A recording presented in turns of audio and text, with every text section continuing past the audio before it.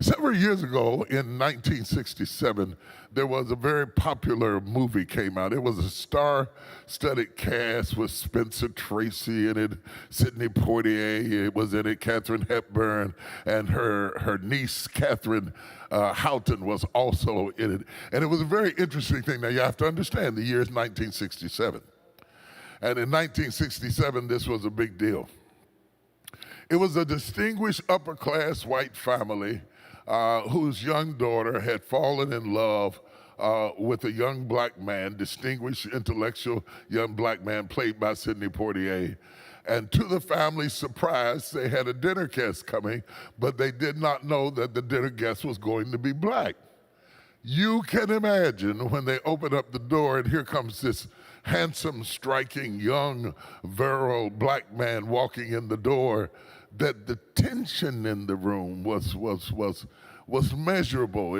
You could feel it. There was this feeling of discomfort and an attempt at polite conversation, but the reality, the society and sociology of the time did not allow itself for it to be a comfortable situation because, quite frankly, the parents were shocked.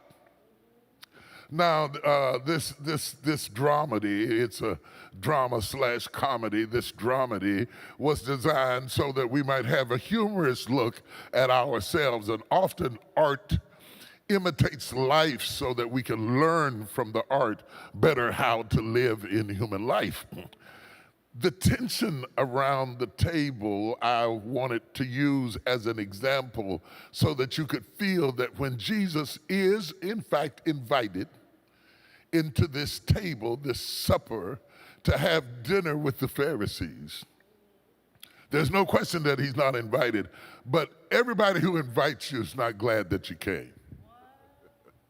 I'm going to say that again. Everybody who invites you is not glad that you came. Now, I know that sounds crazy, but even as a preacher, I have noticed down through the years, I've had people invite me to preach and hope I fail.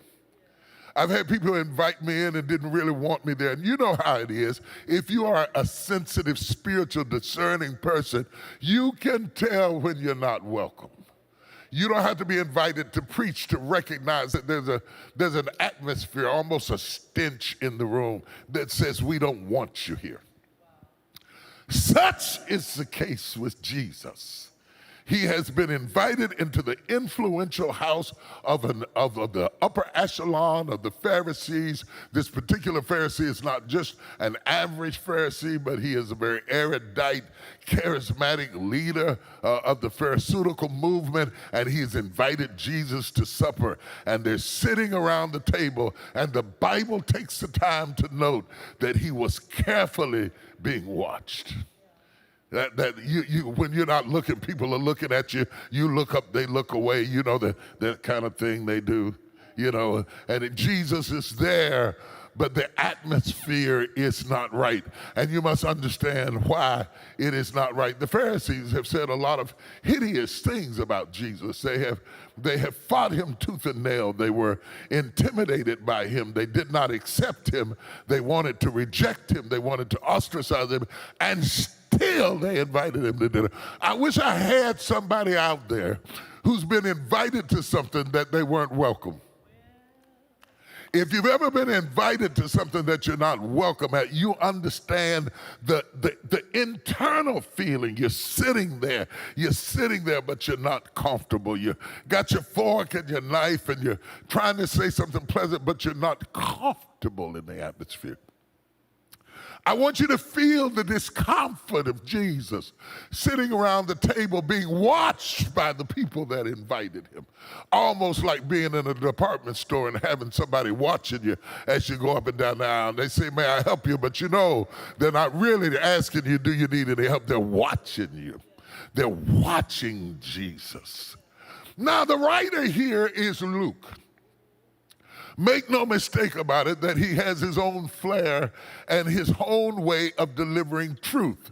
And Luke often delivers us profound and prolific concepts in the atmosphere of food.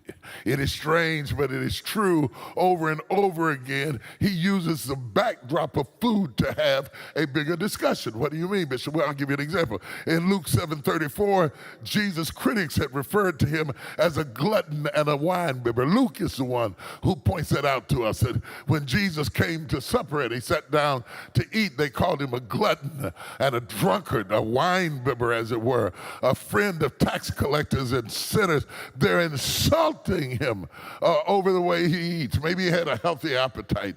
Maybe he drank at the table. They used anything they could to demean him. And Luke uses the food to introduce the conversation about the attitude behind the food. So don't let the food distract you from the attitude. It is the attitude behind the food that Luke uses. So the food is the canvas that Luke likes to paint on. He does it over and over again. In Luke 7:36 and 11:37, he also talks about Jesus eating with the Pharisees. But this one was an extremely influential Pharisee. So it is not the first time that Jesus has eaten with the Pharisees, but it is a very unique time because this is an influential Pharisee and it matters who's in the room. You know that song that came out of Hamilton, in the room where it happens. They're in the room where it happens. And Jesus is in the room where it happens. And they're all gathered in the room where it happens. Luke also talks to us about how Jesus performed a miracle for a hungry crowd with 2 fish and 5 loaves of bread and fed thousands of them. Luke is always taking us back to the table. It's at the table. It's at the table. It's at the table. It all happens at the table. It all happens at the table. He reminds us over and over again that in Luke 22, verse 14 through 20, that Jesus sits down with a plain meal of bread and wine and turns it into a Eucharist. And there Jesus presents the bread and the wine in the light of a new theological understanding of who he is and what his body represents. And he did it at the table. He did it at the table. Look at somebody in your house and say, at the table. It happens at the table, at the table, at the table, at the table, at the table. Luke reminds us also in Luke 24 that when Jesus was on the road to Emmaus, that he walked down the road discussing scriptures, but he didn't reveal himself to the disciples on the road to Emmaus until he was at the table. When he got to the table, the Bible said they saw him in the order of the breaking of the bread. It was at the table. It was at the table. God does some of his best work at the table. No wonder the psalmist said, thou preparest a table before me in the presence of mine enemies. Thou anointest my head, my cup runneth over. But he did it at the table. It all happens at the table. Peter was criticized in the book of Acts because they criticized him for sitting at the table with uncircumcised people. Tension at the table.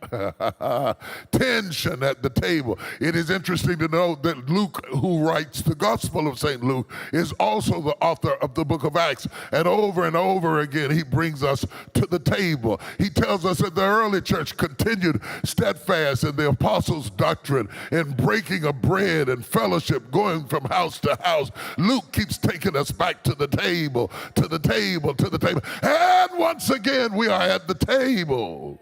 At the table. Now, for an Orthodox Jew, to eat at the table is more than the consumption of food. It is a sign of fellowship. They did not eat with Gentiles. They did not eat with heathens. They did not eat with Samaritans. If a Gentile was to eat at the table, they would break the plate. It was considered that unclean, that filthy. Eating was a sign of covenant and close relationship. It could take hours to consume a meal because it was a big deal to sit at the table. The fellowship and the covenant of the relationship between you at the table is probably more important than the food itself. The food takes a backdrop. It all occurs at the table. It all occurs at the table. The revelation of who Jesus is happens at the table. The 2 fish and 5 loaves of bread happened at the table. The dealing with the Pharisees happens at the table. Over and over again, God calls us to the table. Even in Revelations, he says, come and sup with me, and I will sup with you, and I will be your God, and you shall be my people. And it all happens at the table. While they are sitting at the table, Jesus is a guest in the Pharisee's house. And he looks over and sees a man who is sick of palsy. When he sees this man sick at the table, Jesus wants to minister to him. Oh, it would be a good thing to be at the table with Jesus. I'd rather be at the table with Jesus sick than be well and be outside the room. Because if I can get close to him, if I can get near the table, perhaps he will look on me. Now they're staring at Jesus, but Jesus is staring at the man that is sick of palsy. He understands his need. That's why I want to be close to him. That's why we have worship service, because worship brings us to the table. Worship brings us into the presence of the Lord. Worship brings us into the realm of possibility. Worship brings us into the atmosphere where anything can happen. Cripple or not, he was at the table. Lame or not, he was at the table. Afflicted or not, he was at the table. Depressed or not, he was at the table. Discouraged or not, he was at the table. Somebody this morning needs to get to the table. Stop making excuses for your condition. Surely the man with dropsy could have stayed at home and said, I'm not going because I'm sick. Dropsy was a condition that caused the swelling of the joints and the limbs in an odd kind of way, in an extraordinary sort of way, where his joints were so big that they were visibly seen as swollen. So it hurt, but he was at the table. He was in discomfort, but he came to the table.